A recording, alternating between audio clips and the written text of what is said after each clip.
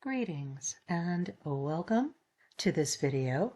Thank you so much for visiting. I love having you guys come by, I really do.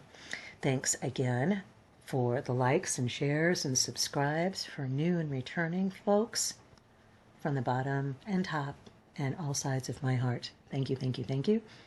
This is the Loveseat therapist, and again, full disclaimer, I am not a doctor. I'm not a psychologist or psychiatrist. I don't have any specialized training at all.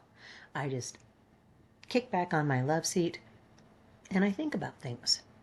And I'm given guidance and clarification and instruction to share what I learn. So that's what I'm doing right now.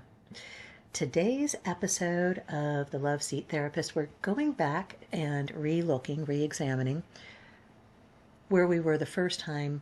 With the first episode, we were looking at emotions and dealing with grief and that grief cycle and that kind of thing, just in terms of general everyday life. I mean, honestly, when something doesn't go the way that we want it to, we're going to feel disappointment, we're going to feel sadness, we're going to feel a little frustration. Those are all normal.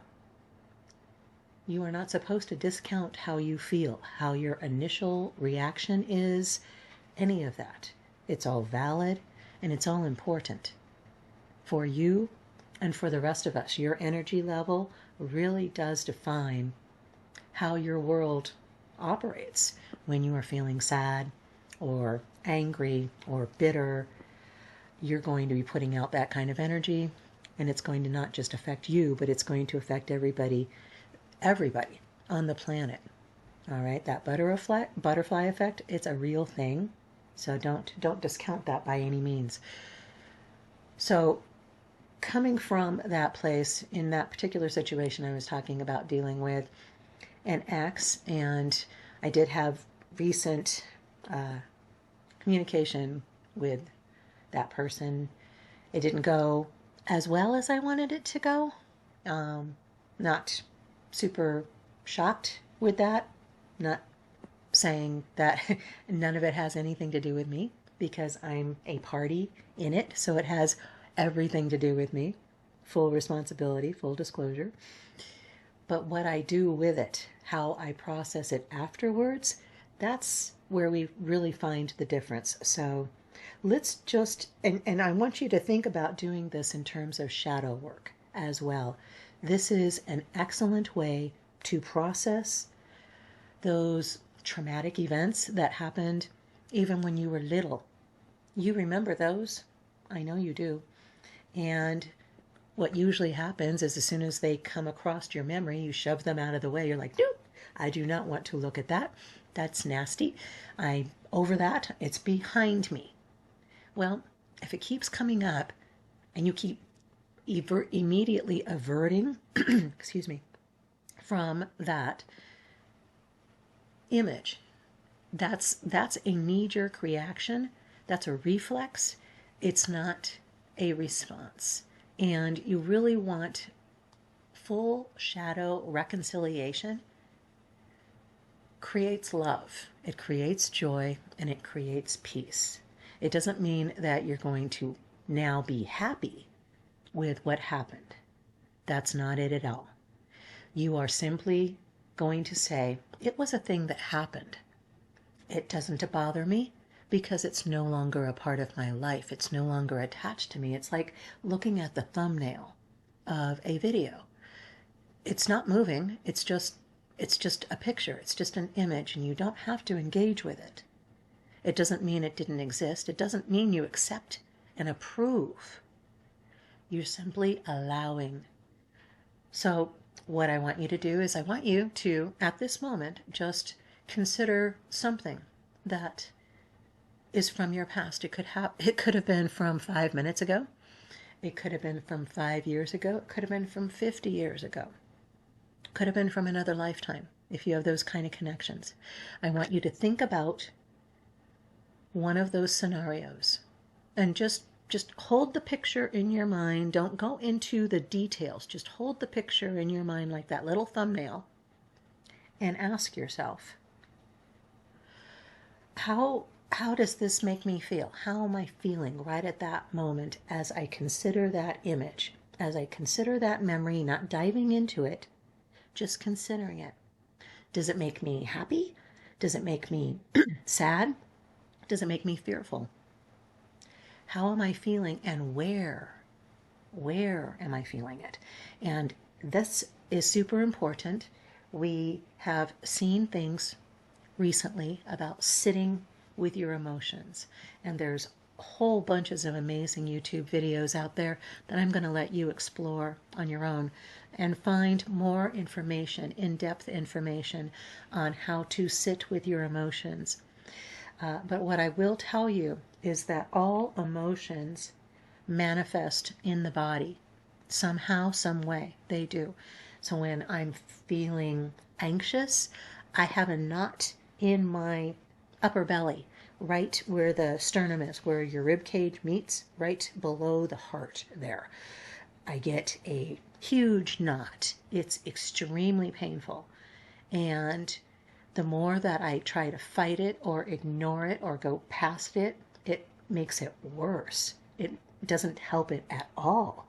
And what they'll tell you in these videos is that you should simply just identify where it is in your body. It might be in your neck, might be in your shoulders, might be in your belly, might be in your chest, but it's usually somewhere in the upper torso there.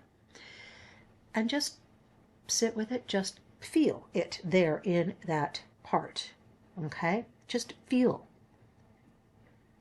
Now, we are familiar with this. We saw this in that first video from the Loveseat therapist. This is the Hawkins, not Hawking. This is not Stephen Hawking. This is David Hawkins' map of consciousness. And we go through all of these processes basically on an ongoing basis with just about everything all day long. So become really familiar with this. Really start to identify where you're usually sitting. How do you usually feel in general? But in this case, we're looking at healing a shadow. One shadow, just a shadow. So kind of look in. I go through the third column from the left, which is called level at the top, and kind of go through, am I feeling shame with this and guilt or apathy? Is that, am I feeling like I did something wrong, like I'm in trouble, or maybe I'm in grief, that emotion that we had explored in depth on that first video as well. Am I feeling fear? Desire is more like this craving emotion, as you can see over in the to the right, a couple of columns. There's an emotion one as well, and between those two columns, that's really where you'll find the best information, at least in terms of helping you identify what it is that you're feeling. So I will tell you, as we've been talking, you've probably noticed, if you had some kind of physical reaction to some kind of memory, a shadow, that if you've been paying attention to where it's been sitting in you physically, you'll notice it's moved. It's not in the same place that it was before. Now it's almost dissipated. I mean, you can still feel kind of like the fear or the worry or whatever, but it's completely like 99% dissipated. And there's only just a little 1% thing that you still have. And you're going to have a residual. It's kind of like the smell of coffee after the coffee pot's been emptied. It's always going to smell like coffee if you've made coffee in it once. But, find that emotion, just allow it to be that experience for you, and really just love yourself. Love yourself right here, right now, right where you are. Say, well, good job, first of all, for identifying, for allowing, for sitting with it, for experiencing it. That's brave. That's powerful. This is where your power ultimately comes from, because when you find a way where things are going to come up all the time that are not going to work out the way you want them to work out. And finding a way to allow these emotions to process through your body, actually notice them and kind of radar in on them and say, thank you. Thank you for giving me that feedback. I am obviously in a situation that I'm not happy with. And that's important information. You don't want to discount that. You don't want to shove it aside. You don't want to sit there and wallow in the experience that you didn't want. That's not healing at all. You want to sit with the emotion and process the emotion and then watch it rise up our scale. Go back to that. If I'm in a place of anger, I'm angry about something that happened. Somebody cut me off in traffic, really kind of, put both of us at risk physically for harm. I'm thinking, it's against the law, what, blah, blah, blah, blah, blah. I have 20 million reasons why I'm pissed off about something. And that'll usually sit in my chest. I almost feel like I can't breathe well, that it's suffocating me. And so that's really easy to kind of shove aside because you don't, not being able to breathe is not comfortable. But just sitting with that lump in my chest as I ease off the gas and create more space, more safe zone that was taken away at that moment. So I'm being proactive, pat on back for doing that. I am accepting and experiencing the anger, the frustration, and allowing it to just sit there in my chest. And wonder of wonders, over time, over a 60-second period, basically, it dissipates, it releases. And I'm breathing better. I can take that deep cleansing breath, and I'm not healed. I'm still not happy about what happened, but I can let it go. I can release. And my anger moves into some pride. I did the right thing. I'm good. I'm better than that person. That's not exactly where you want to be either. So you want to move into maybe courage. That took some serious courage to be able to do that, to not yell, to not flip them off, to not honk your horn, to not flash your lights. That takes courage. So give yourself that. Give yourself that. And all of a sudden now, you're feeling neutral. You're kind of, you're just driving along now. People are minding their own business. Everybody's staying in their lanes, literally. And it's a healing process. And it's something we go through every single day. So as you're going through this process, do give yourself the ability to hug yourself, to love yourself, to encourage and support yourself. You are the only person who is in charge and can control what you do, what you think, how you feel, and how you experience things. You are in control.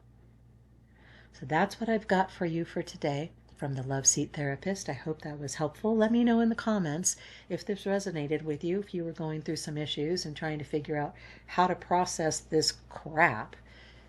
I hope this was helpful. I love you. Blessings, blessings, blessings. Have an amazing day. And ciao for now.